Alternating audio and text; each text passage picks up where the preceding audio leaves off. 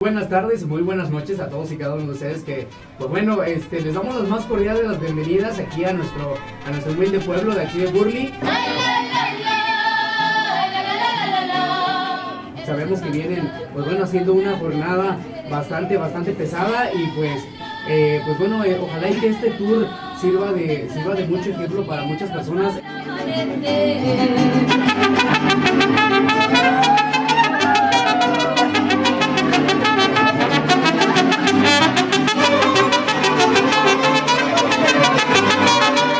Habíamos estado escuchando personas del público.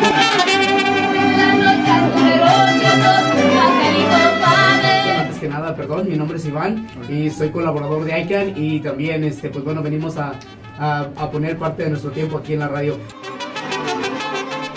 Benito Mendoza, lo único que quiero darles gracias por recibirnos en su comunidad, tratar de empujar esto que nos está afectando, ¿no? Lo que es la reforma migratoria para todos toda la raza pues que está acá y no nomás acá en este estado, o sea, casi toda la nación.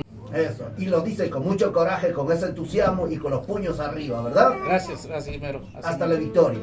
From March 5th through 9th, the March for One Oregon bus tour brought 50 people of different backgrounds from all parts of Oregon to support fair immigration reform in rural Congressional District 2.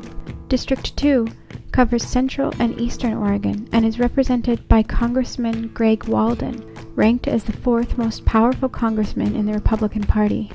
He has recently voted to defund the Federal Deferred Action Program, which grants temporary work permits to undocumented youth brought to the country as children. And he has not publicly supported immigration reform with a path to citizenship for the 11 million undocumented people in the country.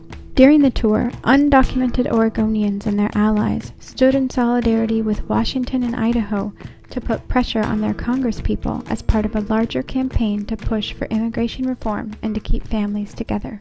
I am part of the bus tour, which we're promoting immigration reform at the national level, but we're here in Oregon and we're promoting that in Central Oregon to hopefully get Congressman Greg Walden to support an immigration reform. This is not just a Latino issue, and this is not just an immigration issue, but this is hurting the community of his district, and this is really impacting everyone's life. And it's just not a certain amount of people, but it's everyone. It's affecting moms and parents and kids, and it's affecting students going to school. The tour itself gives us an opportunity to reach out beyond our own communities, where sometimes we feel a bit isolated.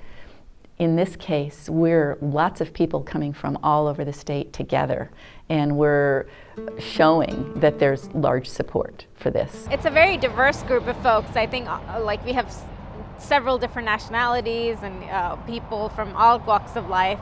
I'm an immigrant too. I didn't come from Mexico, but I came from Pakistan. It's all the way on the other side of the world. But I think it's important for all of us to work together. I am an American citizen. I feel like I can use my voice. This is a tour, that will inspire a lot of people, and at the same time, we're making sure that these communities are stronger and they build that relationship that they don't have right now. This is really important politically. We're talking to Greg Walden. We're trying to pressure him to make a statement of support for immigration reform because he represents most of Eastern Oregon. We want them to know that it does make a difference. It's an important part of our history here in Oregon, and I want to be a part of it. 18 buses from across the country participated in similar bus tours. 9 cities, including Bend, Madras, Hood River, Hermiston, LeGrand, and Ontario, welcomed the bus tour to the heart of their communities. Holding forums, rallies, and press conferences, they shared their experiences as undocumented Latino Oregonians and allies, fighting for the just immigration reform and the restoration of driver's licenses. Through all 5 days, the stories of struggle, perseverance, and love are what spoke to the heart of why our immigration laws need to change, and what inspired us to continue fighting for reform. Las personas que por no tener residencia, the people who, because they don't have residency, tienen que manejar un carro, have to drive a car para trabajar, to work, porque necesitan traer el alimento al hogar. Because they have to take food home to their family. para muchas cosas que se necesita manejar. We have to drive for so many reasons. Pero ustedes no se imaginan lo que es sentir miedo. But you cannot imagine what it is to feel fear. Las familias enteras que están aquí sin residencia. That entire families feel who are here without residency. I came to the United States when I was 9 months. My parents decided to come over because they saw a better life, not only for me, but for a brother that is autistic. In Mexico, they don't have any kinds of helps for him. So they brought me and him here to find us a better life. Creo que tiene que darnos los papeles porque también hay, como mi abuela está ahí en México y está enferma y mi mamá quiere ir, pero no sabe qué hacer porque no tiene papeles y va a tener que cruzar la frontera. All my classmates, all my peers are, applying to these Ivy League schools, like, hey, you going to Harvard? For example, my friend, she got a $250,000 scholarship to Pomona. There was one thing that separated me from her. I didn't have a 9-digit number. I'm not exactly a U.S. citizen. I don't think it's right that because of that 9-digit number, we are cutting off our future lawyers, doctors, leaders of this country. Everyone's expecting a lot from me. West Point, Harvard, but you haven't told them that you're undocumented yet. And then when you come out, you don't know what to say to people. You feel depressed, guilty, ashamed. When I started working in the fields, and I thought that was going to be my future, I saw how people were not treated well.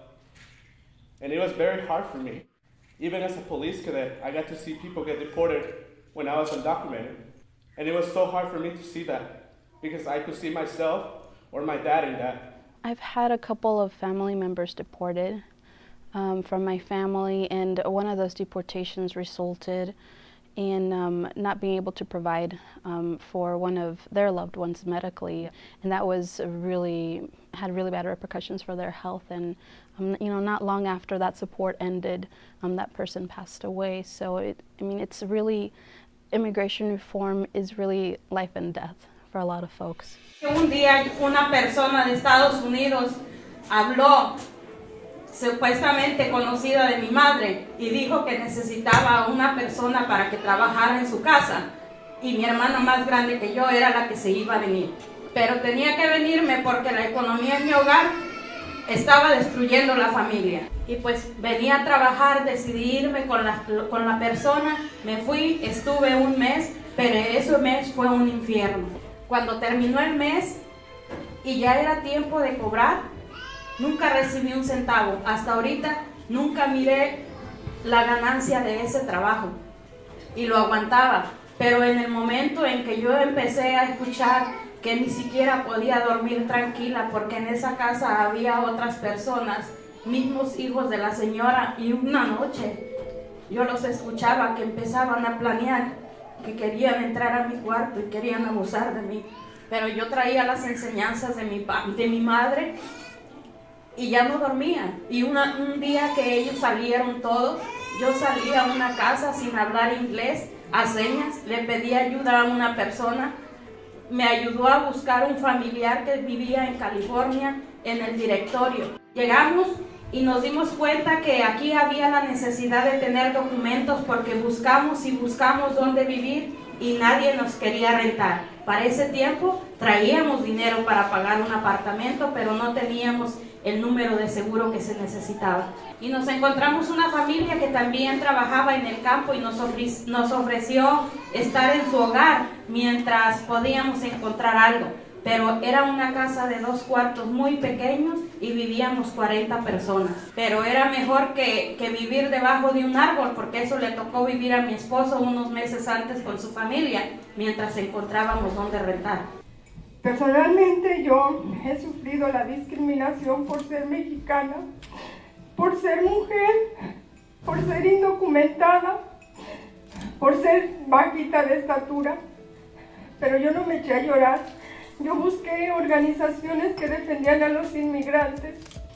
Estos tenis han estado conmigo, me los compré en la Goodwill y han estado conmigo desde 1997 marchando en todas las marchas por reforma migratoria.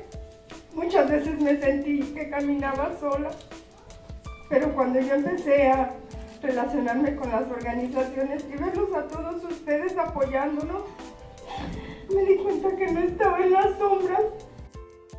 Sé lo que es ir al trabajo, a comprar comida, a llevar a tus hijos a la escuela con miedo, a la policía que irónicamente está para garantizar la paz, pero a nosotros nos asusta encontrarlos. La necesidad es mucha y la única licencia es la de Dios. Aunque con miedo tenemos que buscar el sustento de la familia.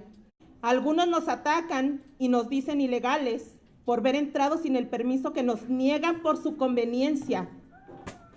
Les ha funcionado tenernos como esclavos y asustados en las sombras y sometidos a injusticias, porque saben que somos guerreros en el trabajo y se aprovechan de esta necesidad. Es por eso que soportamos humillaciones, por la igualdad, por la dignidad de un trabajo honesto.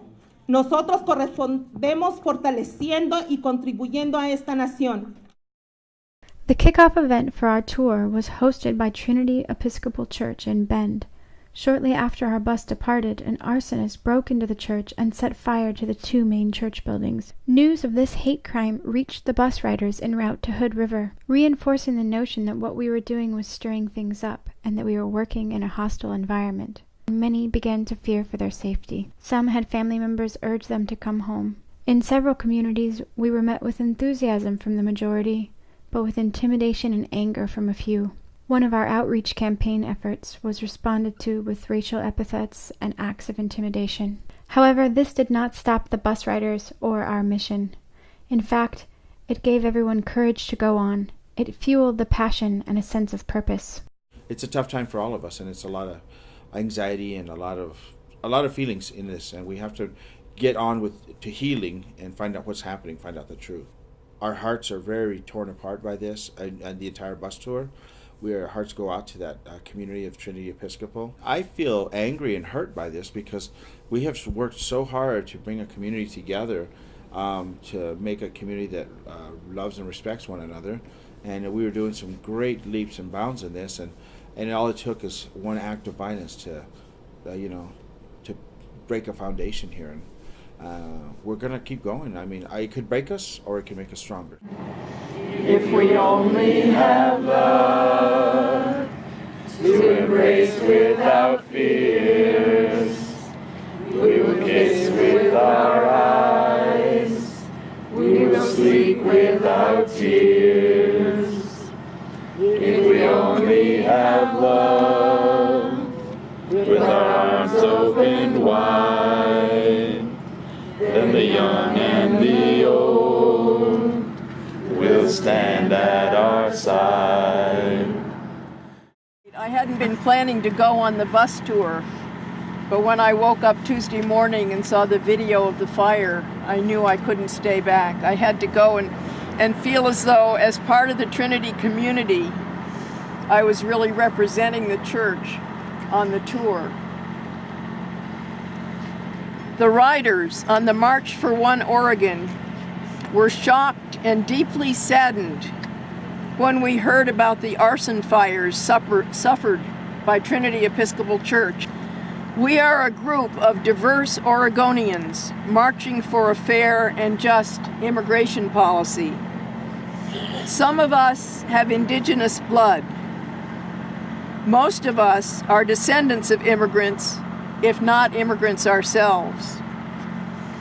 We are ages 1 to 75, with just about every age group in between. We are from all genders and sexual orientations. We live in economic conditions from impoverished to comfortable. We come from and practice many different religious, spiritual, and humane paths. We stand in solidarity with the members and leaders of the Trinity community as part of our One Oregon community. We denounce this and all acts of violence and insist on a timely and rigorous investigation by our local and state officials. We also refuse to allow this act to deter us from our mission to create One Oregon, all working in solidarity to bring human dignity to every person. We are so filled and blessed with all of your hearts and all of the hearts of the people in the community that have shown support for this place and have told us how much this place means to them. We're quite happy to have been your host, and we're quite happy to be your host now, even if it's outside. So thank you very much for what you've done. We believe in you. On our way back, I was reminded of a prayer that the United Farm Workers use when they're blessing their meals, when they're blessing spaces. And one of the last parts of the prayer said something really deep, and I think that really applies to us here. And it said,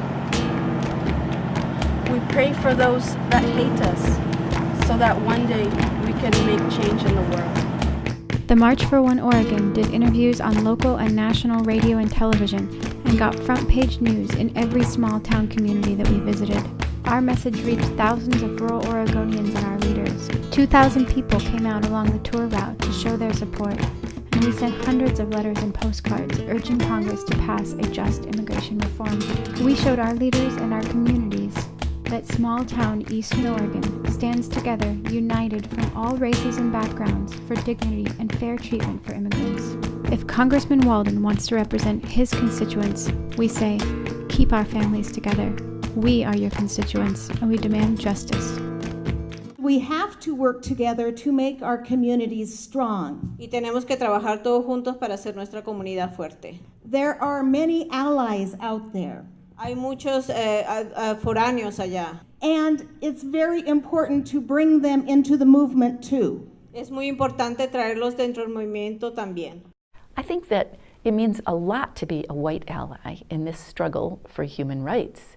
It isn't just about the white people helping people of color. It isn't about that. It's not about helping them get along. It's about recognizing them as equal partners in our culture.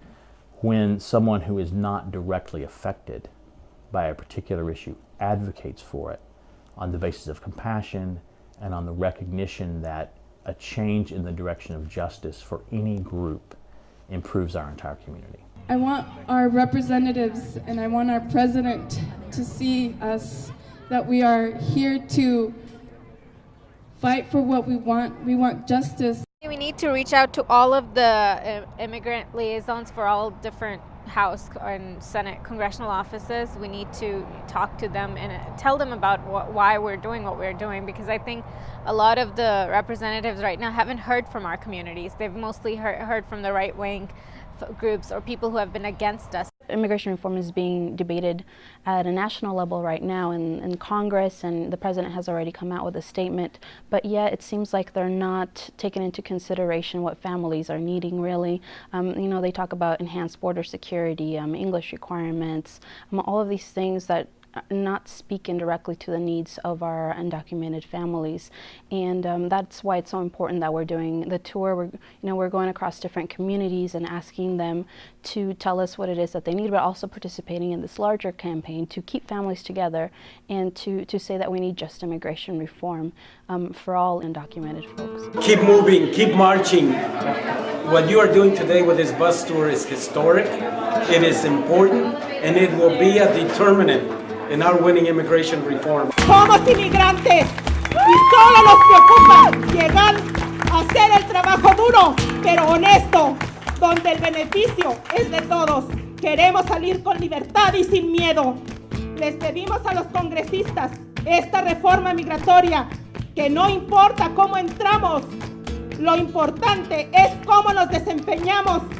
Para nosotros no es fácil dejar la familia, nuestras casas, nuestras tierras, arriesgar la vida. No podemos enterrar a nuestros seres queridos, pero la superación y el trabajo aquí está. Suplicamos se respete la Constitución al derecho, en la cual esta nación está fundada. Somos un pueblo trabajador, dispuesto al sacrificio, a la perseverancia, para fortalecer la economía de este país. Respetemos unidos esa declaración de independencia, que es mucho más que un acto político, que expresa principios universales de libertad y justicia e igualdad humana. Airajo, es necesario estar unidos, líderes comunitarios, organizaciones y comunidad en general. Tenemos que acabar con leyes como la SB 1070, que solo muestra ignorancia y odio, falta de humanidad ante los ojos del mundo. Queremos comprar casas, abrir cuentas en los bancos, ir a las universidades. Congresistas, es su obligación sacar adelante este país y nosotros estamos dispuestos en esta lucha. Ya comprobamos que este país es grande por los inmigrantes. Reconozcan la importancia que tenemos para la economía. Nos urge respeto, dignidad y justicia. Gracias. Sí se puede, sí se puede, sí se puede, sí se puede.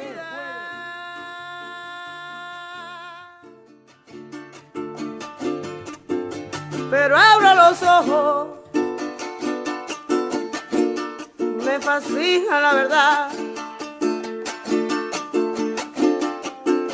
Como duermo en la oscuridad, pero abro los ojos, me fascina la verdad.